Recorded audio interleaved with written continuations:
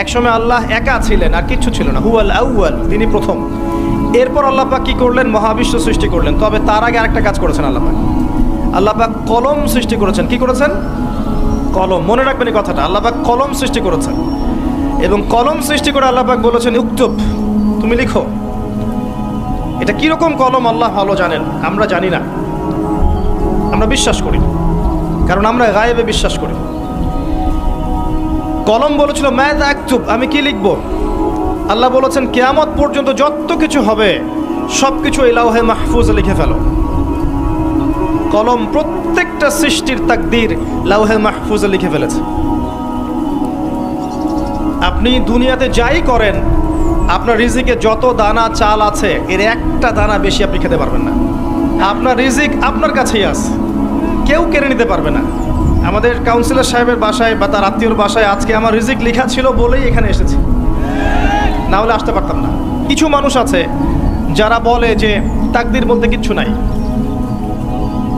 এদেরকে কি বলা হয় জানেন? এদের আরবি নাম হচ্ছে কাদারিয়া। কি নাম? ভাগ্য বিশ্বাস করে না যারা, কাদারিয়া। তাদের মতে মানুষ নিজেই তার কর্মের নিয়ন্ত্রণ, মানুষ যা করবে মানুষ তাই পাবে। কোরআন থেকে তারা দলিলও দিয়ে থাকে, ওয়ালাইসা লিল ইনসান ইল্লা মা সাআ, মানুষ চেষ্টার বাইরে কিচ্ছু পাবে না, এরকম দলিল দিয়ে থাকে। নবী সাল্লাল্লাহু আলাইহি ওয়াসাল্লাম বলেছেন, যারা তাকদীরে বিশ্বাস করে না তারা অসুস্থ হলে দেখতে যাবে না, এবং তারা ইন্তেকাল করলে জানাজায় শরীক হবে না।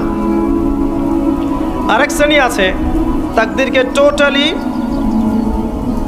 মানে অন্ধের মতো বিশ্বাস করে, কর্মের স্বাধীনতায় বিশ্বাস করে না। তারা মনে করে যে ভাগ্যে যা লেখা আছে চূড়ান্ত এটাই হবে, আমার কাজের কোনো স্বাধীনতা নাই।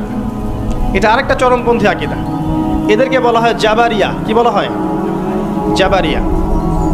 তাদের দলিল ইন্নাল্লাহা আলা কুল্লি শাইইন কাদির, আল্লাহ পাক সমস্ত বিষয়ের উপর কর্তৃত্বশীল। দেখেন এই বইটাকে যারা নবী সাল্লাল্লাহু আলাইহি ওয়াসাল্লাম এবং সাহাবায়ে কেরামের আন্ডারস্ট্যান্ডিং অনুযায়ী বুঝেছে, তারা ইনশাল্লাহ পরকালে নাজাত পেয়ে যাবে। নিজেদের মতো করে যারা এই বইটাকে বুঝতে গেছে, তারা কোরআন পড়েও বিভ্রান্ত হয়ে গেছে। পড়েও মানুষ বিভ্রান্ত হতে পারে। ইউদিল্লু বিহি কাসীরা ওয়া ইয়াহদি বিহি কাসীরা। আল্লাহ পাক এর মাধ্যমে অনেককে হেদায়েত দেন, অনেককে আবার পথভ্রষ্ট করে ফেলতে পারেন। মানে কোরআন থেকে দলিল দিয়েই মানুষ পথভ্রষ্ট হয়ে যেতে পারে যদি কোরআনটাকে নবীর বুঝ অনুযায়ী না বোঝে, নিজের মন গড়া বুঝ অনুযায়ী ব্যাখ্যা করে।